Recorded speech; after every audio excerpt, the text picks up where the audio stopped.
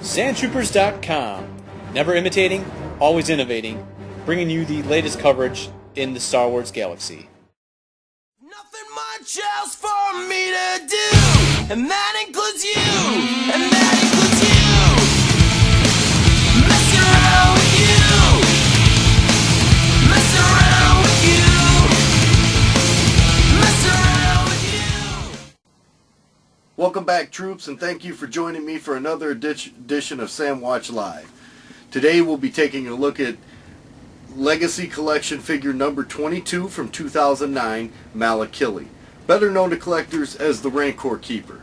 I tell you what, just to start off, the first thing I really enjoyed about the figure was the packaging. You know, they take you back to the first time, you know, that we see the Rancor. You know, he had, you know, just this ominous presence there, and you know, it wasn't until later that, you know, the door came crashing down and everybody stopped laughing that, you know, we saw the big fella here, as they show you on the backside, where he was, you know, breaking down like a big baby and he was bawling. Some of us might wonder if this is a real good idea to do a figure, you know, a figure as obscure as this one. I think if we go back to the blue carded Legacy collection a couple years ago, I think we all remember Yarna, that you know, probably looks like she could be this guy's, you know, prom date. And you know, in fact, I bet if I went out tonight and went looking, I could probably still find her. But you know, did they really have to do it? No, but I think it was a good choice, you know, seeing as they did, you know, the Return of the Jedi wave. The whole wave is amazing, and I can't wait to get into the other figures. But tell you what, let's get into the nitty-gritty of the Rancor Keeper, and we'll take a look at him outside of the package here. We have a sample loose, and we're going to see how he breaks down. So.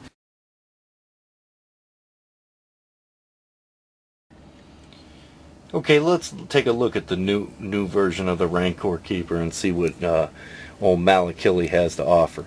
I think the first thing you'll notice is the arms are just loaded down with tons of articulation. We'll take the headdress off for a second to, you know, just, you know, look at that in the shoulder. It's just, you know, not that anybody wants to be checking out this guy's armpits, but, you know, you bend his arms, wrists move.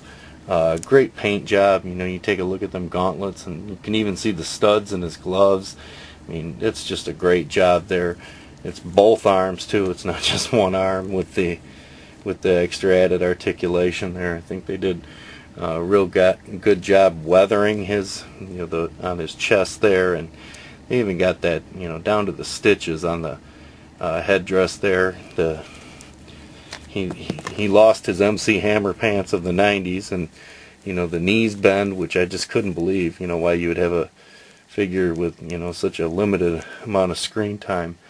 You know, he can get down there and do some good boo-hooing now when his Rancor is killed. But, you know, I'm glad they did it. It's a great way to, you know, to show us, if you're going to go back and do something again, you know, do it right. Because as you see, even though this was a good one for the times, the other version is just far superior. I mean, just look at the weapon. You can see take a look at some of the intricate details in just the weapon alone. You know, the wrappings on the head of the spear there, or vibro blade they called it back then.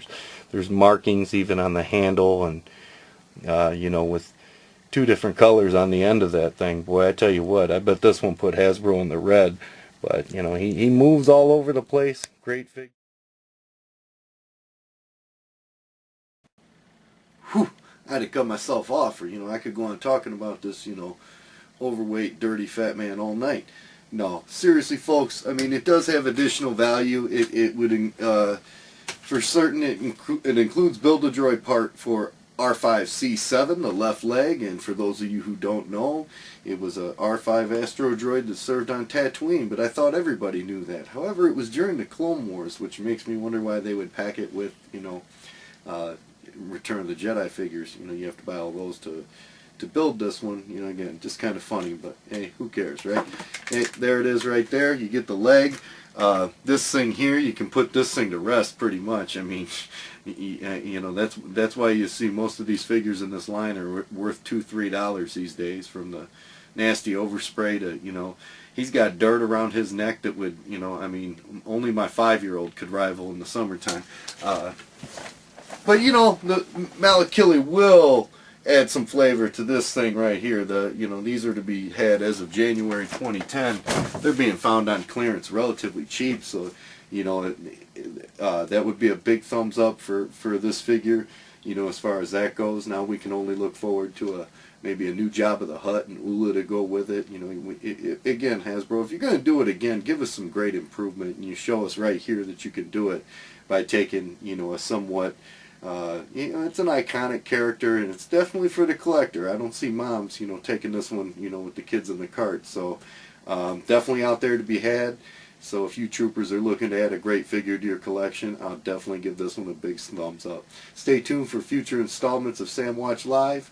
I'd like to thank Boba Binks for the frames in the opening round, and we'll be taking off from there. You can hit our site and check out some more photos, reviews, events. You never know what you're going to get at sandtroopers.com. Until next time, I'm Darth Spice.